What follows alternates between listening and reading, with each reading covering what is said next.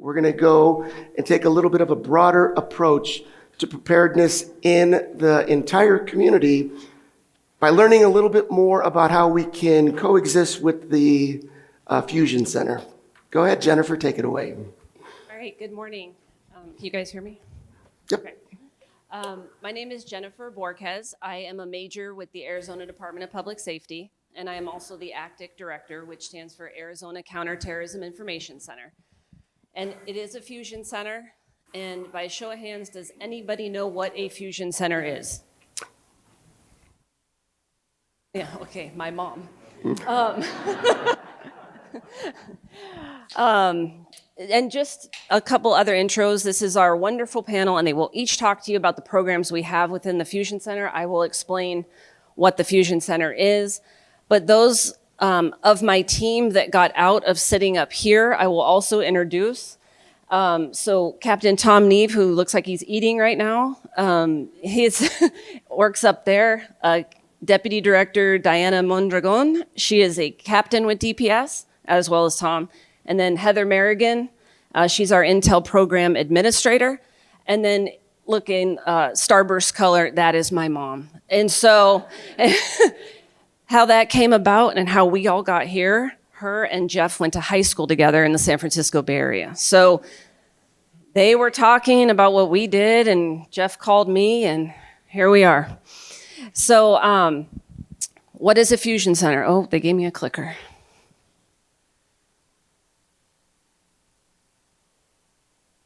I have to turn it on. Oh, there it is. Okay, so the Fusion Center concept, there was a lot of talk about 9/11 this morning. Fusion Center was born out of the 9/11 Commission report because we learned a lot of things we did wrong prior to that. And that was, we talked about communication, information sharing, everybody working in silos. The huge thing that came out of that is collaboration, communication, working together. There are 80 fusion centers in the US. Our fusion center, ACTIC is the acronym, is the only one in Arizona. So only one nationally recognized.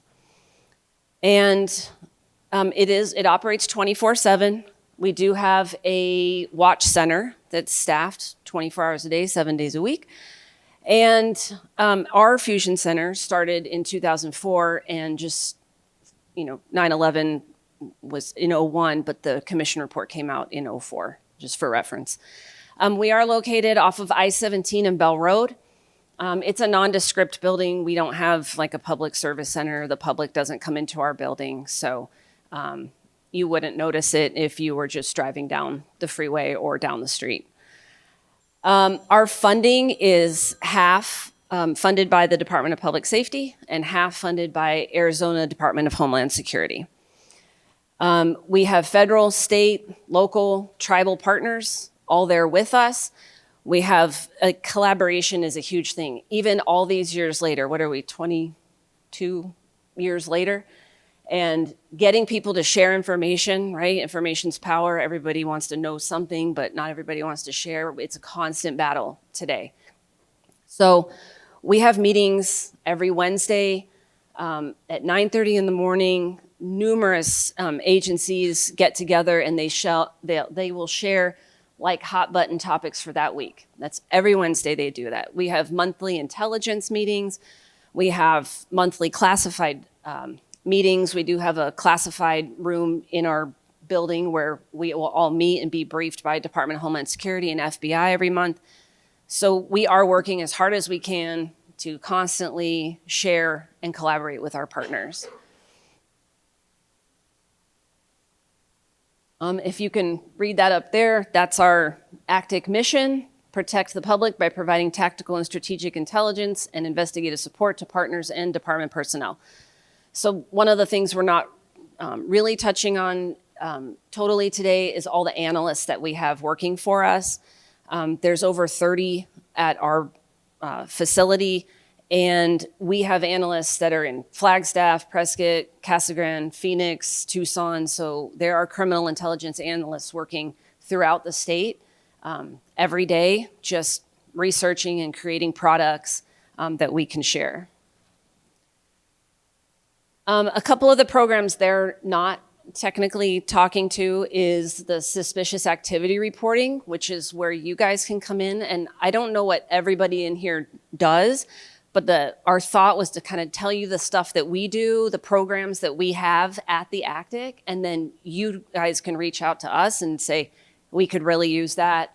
This would be really helpful in the area that I work. So one of the things where we always ask for support is our suspicious activity reporting. In the tab called Fusion Center on the last page, Heather created this 2-page document, and it tells you how to report suspicious activity. You can call our number. There's little stress balls and pop sockets and stuff that we put back there, has our phone number on it, 1-877-4-AZ-TIPS, and then our website, azactic.gov. So you can put in suspicious tips. And maybe it doesn't rise to the level of making a police report. Maybe it's just someone maybe that you're interacting with.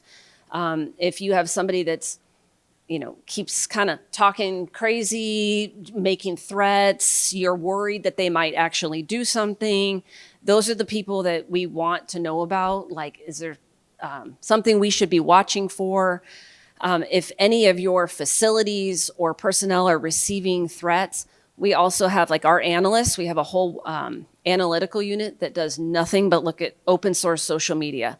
We have a program where you can enter keywords, COPA, we can enter COPA Health. We can enter certain keywords and it will scrub any social media site out there to see if anyone is talking about those keywords. So if it's a certain director of one of your facilities that's getting threatened, or a certain facility, we can enter those words in there and say yeah, they're posting on Twitter, they're posting on, Facebook about you, this is what they're saying. So that's something that we have the ability to do. We have a statewide cybersecurity center in our building. We have a digital forensics unit. So since DPS, Department of Public Safety, is the assist agency for every agency in the state, we help a lot with the criminal cases, downloads of any digital media. It used to be the computer forensic unit, but now there's so much digital media. We download cell phones and every kind of device you can imagine. And then we also house facial recognition up there. So our newest development, and we try not to share this too much, but we also, we were the first unit in the entire country to do tattoo recognition. So we're over 30 leads with tattoo recognition. We do get those from Department of Corrections when people are booked in Department of Corrections and they photograph their tattoos and then they get out and then they want to go rob the store and their, tattoo arm sleeve is hanging out, or they've got some stupid thing tattooed on their face. And you get the Circle K picture of them robbing the store with the phoenix bird on their face or something. That is how we can now do tattoo recognition. And then I talked about the analysts already. And then, so Amber and Tony both work in the Phoenix PD threat mitigation unit. And then DPS has also a threat mitigation unit in the ACTIC. So we've got both groups. Our DPS one is the one that does all threats to the governor, elected officials, and department employees. So they are constantly researching threats. Secretary of State gets a lot, the governor gets a lot, so that they are a full-time job up there. And then something I wanted to share specifically for this group. Do you guys see the Amber alerts, silver alerts? Anyone know blue alert? Okay, so you don't see them often, but that's anytime public safety personnel, law enforcement is injured and the person is on the loose and they're searching for them. So they'll put out left in a green, Honda, this is the license plate, and it'll say blue alert. That's because they've injured public safety, and we're looking for them, and we need your help. So those alerts you get on your TV, those come out of our building. specifically Tom. Remember that face when it goes off and you're like, oh, what is that? We pushed that button out of our building. So Amber Alert and Silver Alert's the one I put up there. And specifically for you guys, because everyone always thinks Silver Alert, old person's lost, right? 65 and older, they wandered away from their house or facility, whatever. It also is for developmental disabilities. So I didn't know that. And when I first got to my assignment almost 2 years ago in this assignment, I literally called Tom and I'm like, I think you guys did the wrong alert.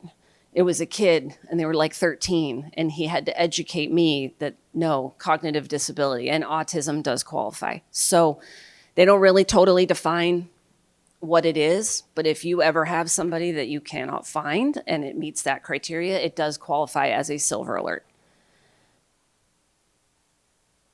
Oh God, I went the wrong way. Okay. The last thing I wanted to share from my end, and then I'll turn it over to Amber, is this is new for us. We have a human trafficking tip line. It's the same phone number as our suspicious tip reporting. And this line, we partnered with ASU and Governor's Office of Youth, Faith, and Family and came up with this program when we were getting funding for the Super Bowl. Everybody always wants to throw a lot of money at human trafficking during Super Bowl time, so we took it. And we created this partnership with ASU with their STIR program, Sex Trafficking Intervention Research Program.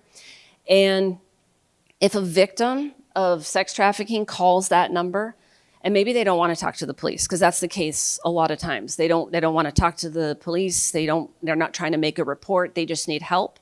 If they call our number and say, I think I'm a victim of trafficking and they want help, we transfer them to ASU.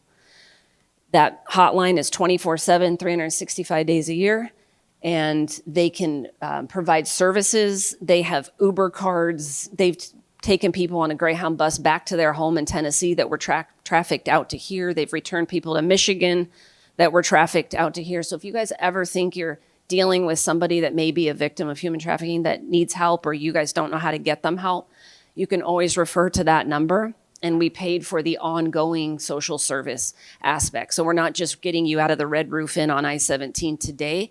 They're getting you into a program and then they're following up to make sure that they're getting what they need to stay out of that life. So that's our newest addition at the ACTIC. Before Amber starts, I just want to let you guys know we will all be here through lunch. We're sitting over on that side. So if you guys maybe don't, I'm trying to leave time for questions at the end, but if you don't have time, please reach out to any of us on a break or lunchtime. And I'll turn it over to Detective Amber Campbell. Thank you very much, Major Borquez. Thank you guys for having us. We really appreciate it. As she mentioned, my name is Amber Campbell. I'm a detective with the Phoenix Police Department on our Threat Mitigation Unit. My role at the ACTIC is actually the Community Liaison Program Coordinator. It's quite the mouthful. But what does that mean? So Major Borquez indicated that ACTIC was founded as a result of the 9/11 Commission report in the understanding that law enforcement entities were not speaking to each other and information sharing, there was lack of information sharing.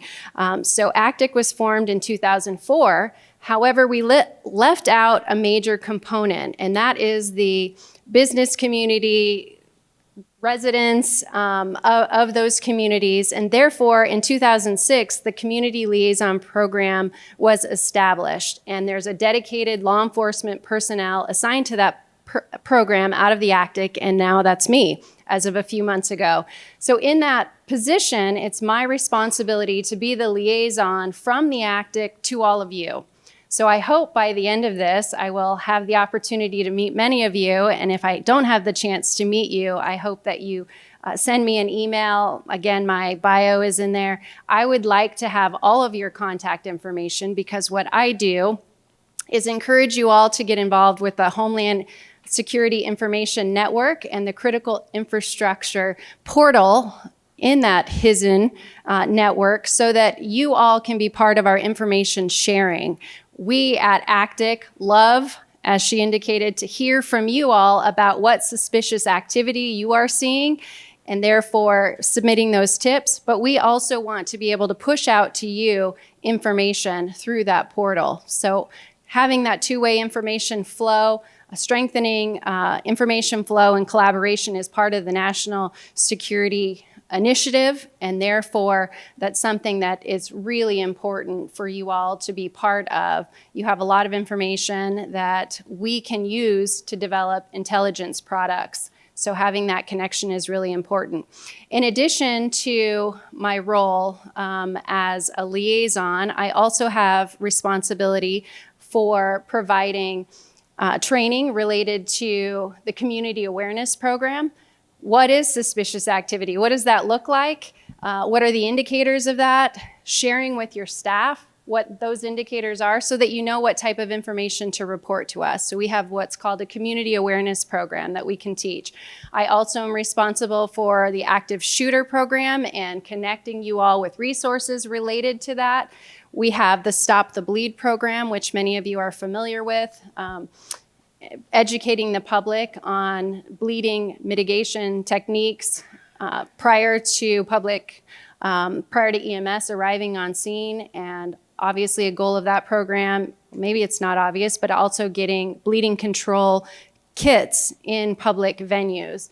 And lastly, I'm responsible for working with certain establishments, not necessarily relevant to you all, but regarding bomb making awareness, educating them about the materials that individuals, extremists are trying to acquire in an effort to make homemade bombs. So different training components to my position.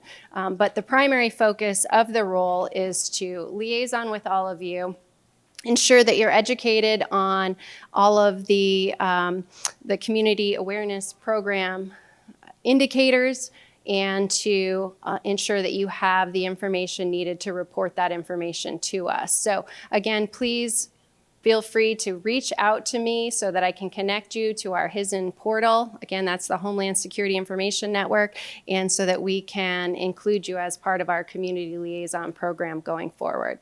I will turn it over to Tony, who's going to tell you about some of the other great programs that we have in ACTIC.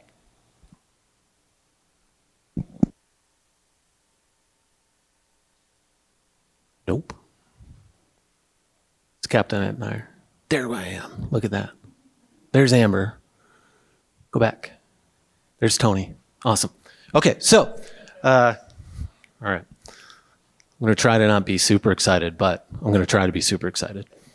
So, my name is Detective Tony Falcone. I'm a detective with the Phoenix Police Department assigned to Phoenix Police Threat Mitigation Unit, along with Amber, who you just heard. So, again, my bio is in there. You're welcome to read it. None of it's true. But where are my linear thinkers? Where are my people in the room who, yeah, I got one brave person, a couple brave people. I'm really sorry. I'm going to stretch you a little bit, right? So I'm going to go a little bit out of order. It's going to make sense, but I have 3 points that I want to talk about. One is super important to me. The other two, no, I'm kidding. So basically it starts with the Threat Liaison Officer program, right? So I'm going to talk to you about 3 programs that are housed in the ACTIC. One cool thing about the ACTIC, I'm a Phoenix detective, but I work in the ACTIC. The ACTIC is a multi-jurisdictional facility ran by DPS, but there's a lot of different agencies that are there. The TLO program, who's familiar with the TLO program? Okay, good number of people. How many TLOs do I have in the room? Few? Well, a lot of people up here should raise their hand. So, Threat Liaison Officer Program, in a nutshell, they are the conduit between you guys, the community, the tips and leads that you submit to the ACTIC, and the public safety community. So, cool thing about Threat Liaison Program, it's not just law enforcement, it's also our fire partners, our National Guard partners, our public health partners, and everybody else who contributes to the mission of the ACTIC, right? So what does that look like? So and this is a good time to plug the P3 Tips and Leads app. You can download that on your phones, And that's how you can use that to submit any tips and leads once Amber trains you on what to look for suspicious activity. And then you can use that P3 tips and leads, download the app on your phone, and submit that. So threat liaison officer at the ACTIC or at the applicable jurisdiction, so say you're in Sholo, and that's where the tip you're submitting is related to a facility in Sholo. Sholo TLO should pick that tip up and run with it, right? So they're a conduit, they're a liaison. They push info, they pull info. That's in a nutshell. 40 hours of training. You go through 40 hours of training to get that. A lot of that is just learning resources. There's 1,000,001 different resources that threat liaison officers can tap into. It's an all hazards approach. That's why we have our fire partners along with us. I'm the cop talking to you about it today, but by no means am I the expert on the TLO program. So the next program I want to talk to you about is the Threat Vulnerability Assessment Program. So if you happen to read my bio, you'll see that I am the current coordinator for the state TVA Threat Vulnerability Assessment Program. How many of you guys are familiar with the state TVA program or have had TVAs on your facility? A few of you. Great. I don't think I did any of your assessments, which is even better. So there are a number of assessors. Most of them are TLOs that come out. They do a physical security, all hazards, threat assessment on your facility. Again, physical security, threat assessment on your facility. So we use two concepts. Who's familiar with crime prevention through environmental design, or CPTED? A lot of you guys, right? So we use CPTED for a lot of your exterior stuff, crime prevention through environmental design, simple concepts. You can Google that if you're interested in learning more. And then the thing that sets it apart from CPTED is something called security in depth. Okay, so we use that concept. Who's familiar with security in depth? Where's some of my military peeps that maybe did that? So that is a concept that takes concentric circles, looking from the outer perimeter of your facility all the way to the center of your facility where the most important thing is, and looking at threats from an all hazards perspective all the way from the outside to the inside. That's the easiest way to explain it. So what's this program look like? First thing you do is you reach out to me. My contact information is up here. Email is the best way to get a hold of me. CIKR@azdps.gov. That's the global email that goes to me and my partner, Zach Clark. You can also make a request that way. So you make a request. You say, hey, Tony, I heard about your TVA at this Copa Health thing. Sounds really cool. Can you come to my facility? I'm going to send you a request form. You're going to send it back. I'm going to get you in the database. That database we lovingly refer to as Haystacks. Doesn't make any sense, right? It's Haystacks. But that is the vendor name, so it's kind of like Band-Aid and bandage, something like that. Anyway, you'll understand it once you're in it. I send you that. I create an assessment questionnaire. You fill out that questionnaire. You give me all the little details about your facility, where all the emergency exits are, what the fencing looks like, the really crappy surveillance camera system that's 55 years old that doesn't work anymore that you want to replace. You tell me all about that. We capture all that information. You say, hey, Tone, I finished the questionnaire. What's the next step? I say, hey, I'm going to send a team out to you, or I'm going to come out to you with the team. I come out to you with the team, and we do a site walk. So if this is your facility, here's the cool thing about a team. It's me, another cop, a couple firemen maybe.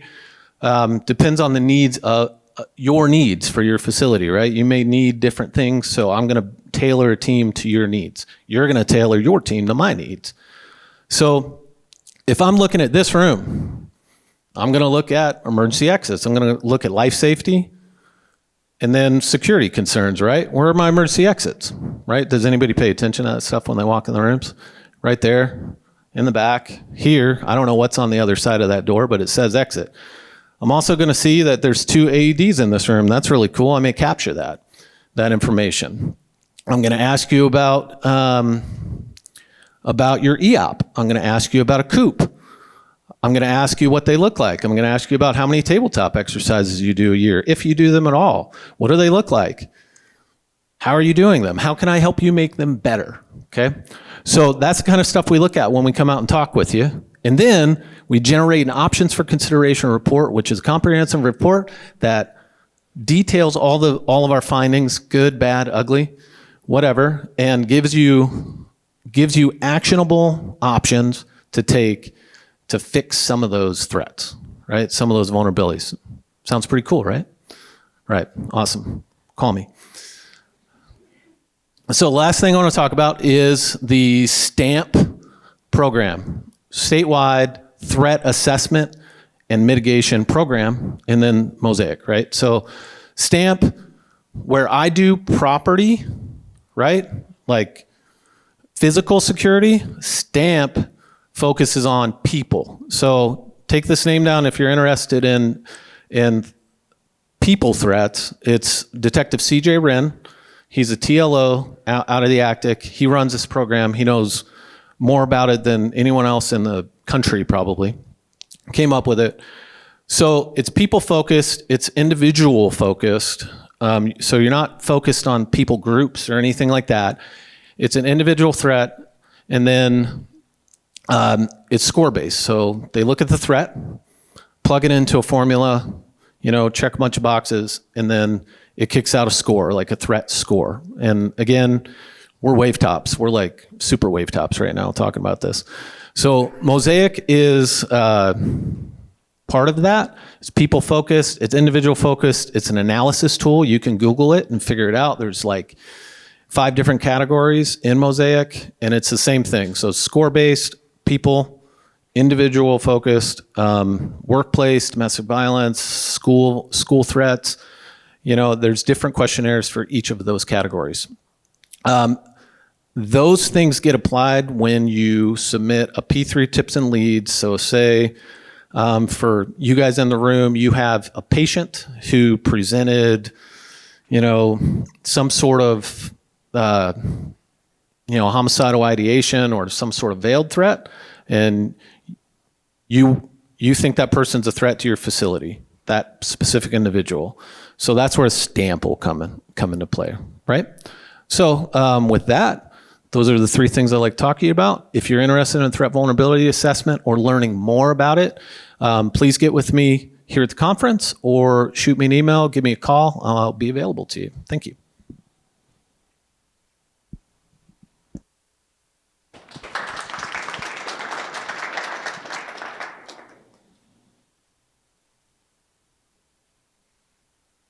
Well, good morning. My name is Paul Etner. I'm a captain with the Arizona Department of Public Safety, assigned up to the ACTIC.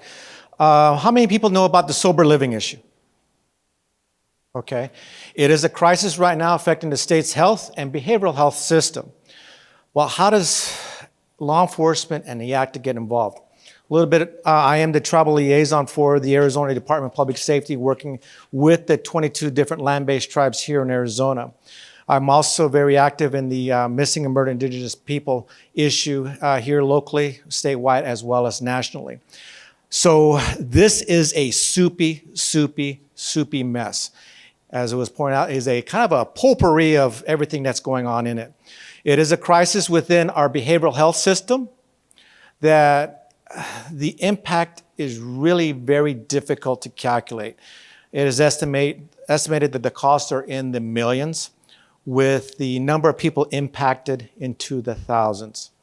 It kind of was brought to our attention, and right around April, the governor's office wanted to address this issue, and we had to bring in a number of different people in regards to this particular issue, not only from the law enforcement side, because it is a fraud and fraudulent schemes in regards to the billing of the services or lack thereof, or the suspicious services or the lack of services that we're being billed for. But there's also other crimes that have been affected. The people that have been recruited, not only here within Arizona and onto the reservations, but also that of our neighboring states, New Mexico, Utah. We've had people recruited from Oklahoma, Nebraska, and Montana that have been recruited down here to our sober living. Sober living in itself is a very difficult thing because there are truly some legitimate sober living facilities that are out there that are providing honest services. But you have these bad actors that are looking at these loopholes within the system, within how do you get licensed as a facility, how do you get licensed as a provider, then also the billing aspect.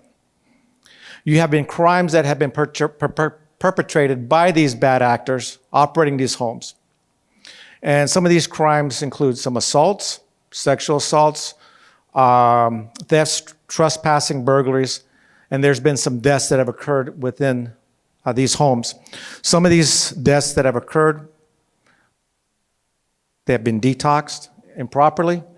You've had deaths that have been assaulted, some that have overdosed, and there's some nefarious means that have occurred and resulted as, and the deaths have resulted from that. So looking at this, we had to take a holistic approach to this. It's not just a law enforcement issue.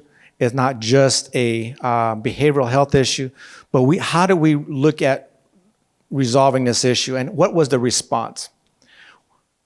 We have identified close to 495 different properties throughout the state. Majority of the properties here are in the Phoenix metropolitan area, but we identified the properties in Tucson, Casa Grande, Eloy, the Verde Valley, and even up into the Mojave County area. We've identified close to 100, more than 100 different properties that had calls for services from the law enforcement and fire side. And these are anywhere from overdoses to crimes, homicides, assaults, so forth. When we were looking at this, we had to look at what were the loopholes that were being exploited. So you had a number of different programs that came into come into the table, and we had to look at how do we work together. Access is the billing aspect, so they had to close down their loopholes. You had behavioral health. You had Department of Health Services. And we also had to look at how do the state come together and provide services to those people that are impacted to that. Solari was selected as an outside vendor. They're the ones that operate 988, the suicide hotline, correct?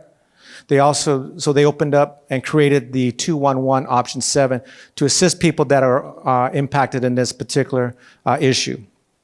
So far, they have received over 12,000 calls for service.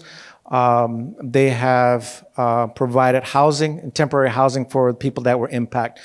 Because we ended up closing 622 different homes throughout the state itself. But this has gone national. It's spreading national, and it's gotten national attention. I've received requests for interviews from national broadcast agencies. It's gotten national attention from senators from the congressional level. So this is an issue that is affecting not only here locally, but it is also spreading nationally. This is an issue that is not only affecting those people that are impacted, but those homes that have been identified, whether it's hotel rooms, apartments, townhomes, single-family homes, and commercial buildings that have been used. Those areas and properties in that area have also been affected. It is a soupy mess. In my 30 years of law enforcement, I've never seen anything or come across anything like this. Talking to other people that have been involved in this, trying to corral this issue, it's brand new and wonderful for us. So we are learning as we go along. We have the State Attorney General's Office that's conducting the investigations in regards to the fraudulent billing. We have Federal Bureau of Investigations that are also conducting the investigations from the federal side. We also have local jurisdictions that are also conducting those crimes locally within those affected areas, as well as looking at prosecuting those bad actors as well. It is issues that we've had to come across in regards to jurisdictional issues, state, local, and federal jurisdictional issues. We had to learn about the behavioral health system and what is allowable and what is not allowable, the licensings behind that. We also had to address those people that are impacted from that. How do we house and provide temporary housing for them? We can't put somebody that is receiving treatment for that is suffering from a behavioral health issue. with somebody that is possibly a sexual offender. How do we sustain that? It is a crisis that is ongoing, and it'll probably be going on for a while yet. Some of the other steps that we've done, we have not only suspended those bad actors through credible allegations of fraud through access, but we've also have suspended any future applications for new sober living homes. There's a moratorium placed on that. But that doesn't mean that they're still submitting applications, because they know as soon as they finish that off, that moratorium ends, hopefully they can get their application in and they can start. And if you look at the cost that are associated with this, you have somebody that is maybe putting them up in a hotel, just give round numbers, $200 a day for a hotel stay, per room per night. You put 2 people in there, you're giving them Grubhub food, $100. That's $300 a day right there out of pocket for that provider, right? But they're charging and they're submitting billing anywhere from 2, 3, 4, 5, tens of thousands of dollars per day. What is the return on investment? And it's not just that of the state issues as well, but it's also local issues in regards to how do they get around those loopholes. You have some agencies, city municipalities that say if you have 4 or more people or 5 or more people in a particular property, you have to be permitted for that particular type of business. So what do? Put 4. So they are getting around that loophole. So I don't want to take much more of your time, but there's a lot more information. If you have any questions, please contact me. If you have any suspicions in regards to a sober living facility, and the hairs in your back of your neck are saying, or the little rumble in your tummy say something is not quite right, trust those feelings. Contact the ACTIC. You know, as the major has pointed out, use that to submit your tips and leads in regards to this, and we can follow up and go from there. Thank you.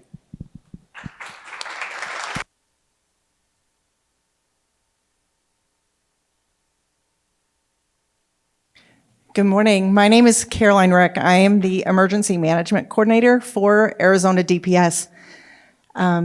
Just relatively new to this position, but came having graduated recently. I am in charge of this program with DPS with the intention of being that coming into a state-level law enforcement public safety arena, and that's our support function when we come into emergency management, is that public safety arena using field mobile forces, mobile field units to protect those communities around us. That is our primary job. That is our primary focus in doing this during, before, during, and after an emergency. Now, we have roles across many others in this arena, support functions as far as public health or mass care, search and rescue. We work collaboratively across jurisdictions with the City of Phoenix, Arizona DEMA, and Arizona Department of Transportation as far as being able to work together in providing safe evacuations, safe search and rescues, and road closures, being able to get people moved around, and mass care. We have worked with ESF 6 and 8 as far as public health. This is a big arena with you guys here at COPA Health, and being able to work with this national stockpile and ChemPacks, and working through the pandemic that we were just working with. Okay, so we provided a lot of the security and pieces for that in pods, point of dispensing arenas. So we are very involved in that, and we've worked tabletop exercises in ways that we can practice to make that better across all the arenas that we work with. And working out of the ACTIC has been great in that fusion center, community fusion center, capable building to work together and coordinate all of that. So we have a great resource that we have called GIS mapping, where we've been able to, in real time, watch some of the events unfolding. We've had a recent event where we've had some escapees get out of Florence area, and we could map in real time what houses were checked by police officers and detectives. This house was checked, this house was not checked, and this is a safe house, and watch it in real time as we go through. So if you have any questions, feel free to contact me up at ACTIC. Thanks.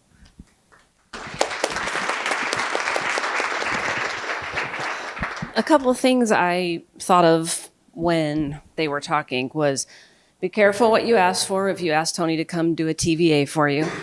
I had him do one on the ACTIC, and I got 52 pages of all the things that I can fix and how I can make the building better.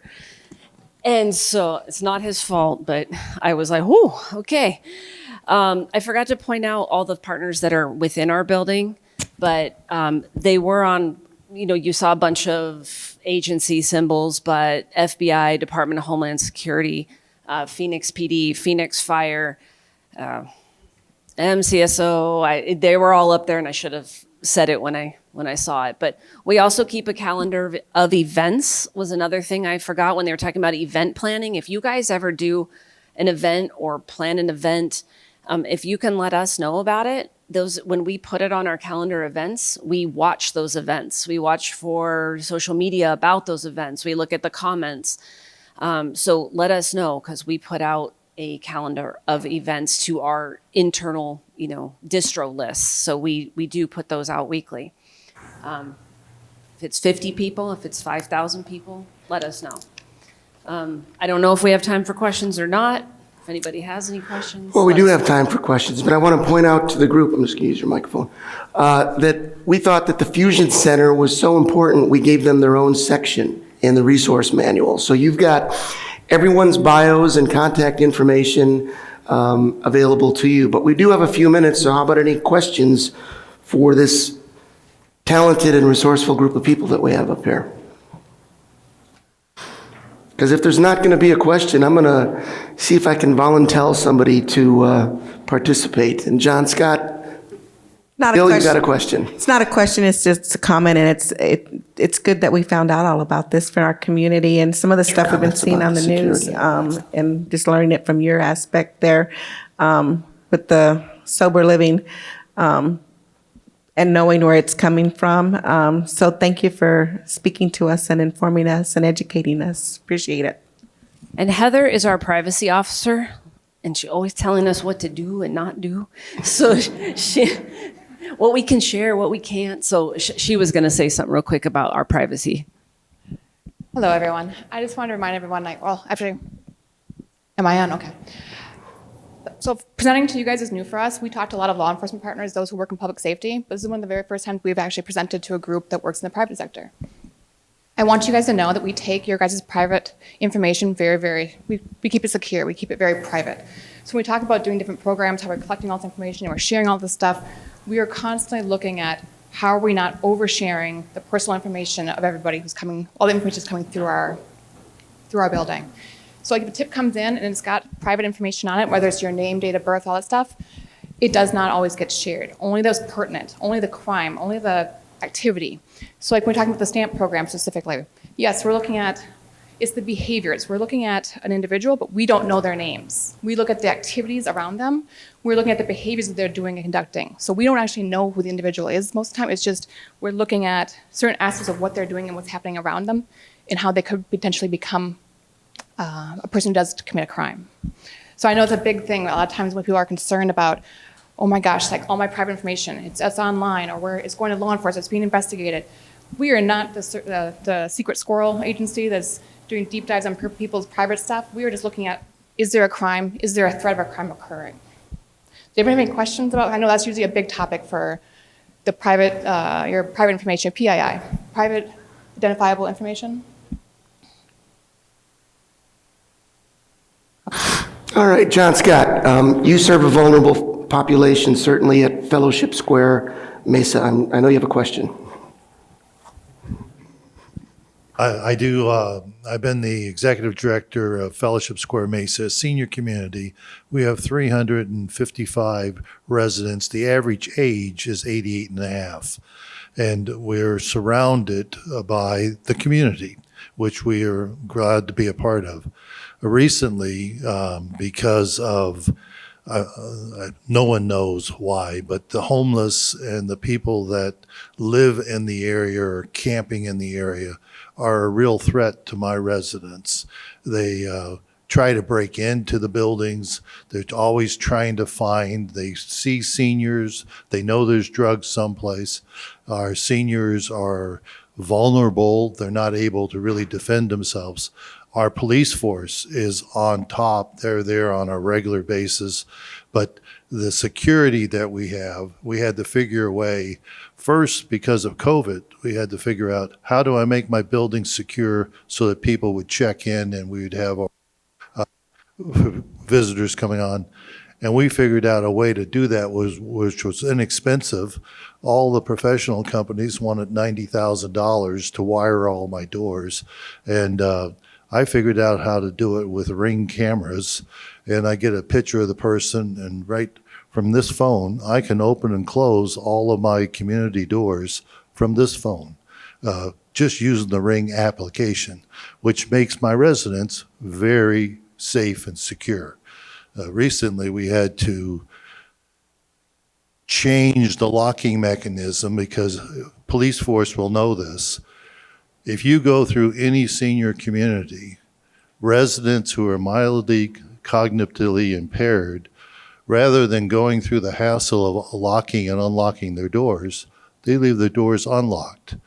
Now, as an operator, I'm giving them security.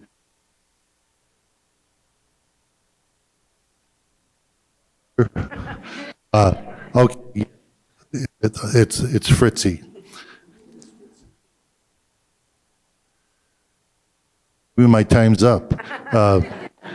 But what we were able to do is put in a locking mechanism that when the door closes, it automatically locks. That makes my residents far more secure. They have to keep their little pendant on them, that sort of a thing. But the security in senior communities, and we live in the valley. We have Sun City, we have Mesa, Sunland Village, all your 55-plus communities. We're all vulnerable to people breaking in and affecting our population. And I like your active thing. I doubt that you want me to call you up because I see a homeless person camping on my property. But anytime I see a threat or suspicious activities, we have an excellent relationship with our police force. And it is something that's affecting seniors. We took and built entire sidewalks that they can exercise within the building so they don't have to go on the public sidewalks where people are camping. That's my comment. So any comments, Major? Only that's why you need Amber, because then you'll know exactly what we want to hear. Because we might not want to know about the homeless person camping, but what if they're doing something suspicious? What is it that they're doing that is suspicious that you would enter the tip into our tip? It's not being homeless and sleeping on the streets. Not really suspicious. We see that every single day when we drive home. But what about their behavior is suspicious? And that's what her program can come out and teach people what we want to hear about. What do we want to see you report? How about any other questions?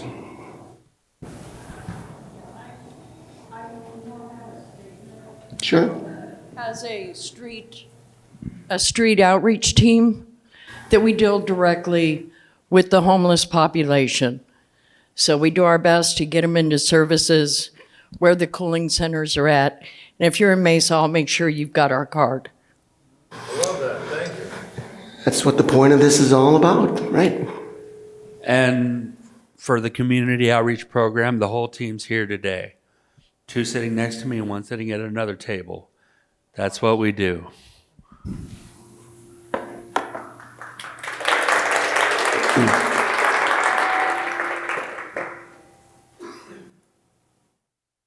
Any other questions for the panel?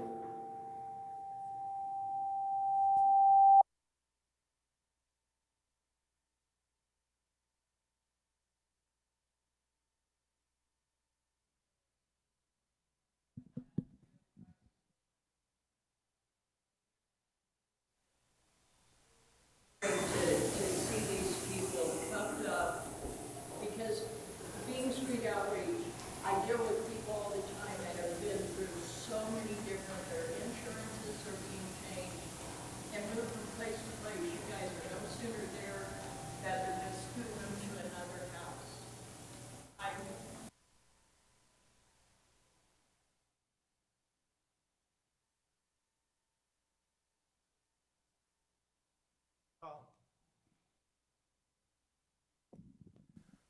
They're actually, the State Attorney General's office has had success.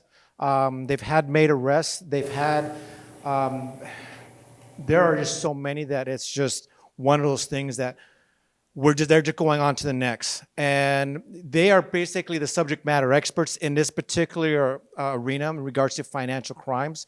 You have to look at bank statements, you have to look at financial records.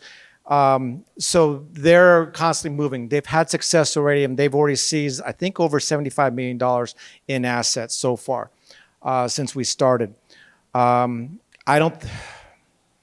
are multiple jurisdictions involved, not only from the state side, but you also have the federal jurisdiction as well as tribal jurisdictions. And trying to get all those law enforcement agencies and all those prosecutors together is difficult just to get them together in itself.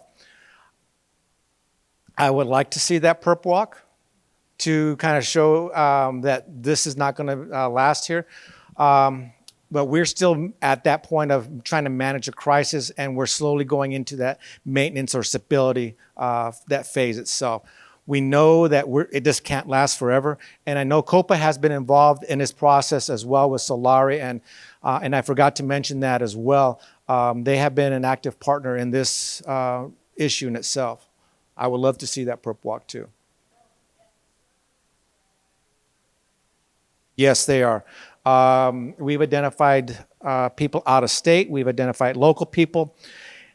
And we have identified people from outside the country as well, yes.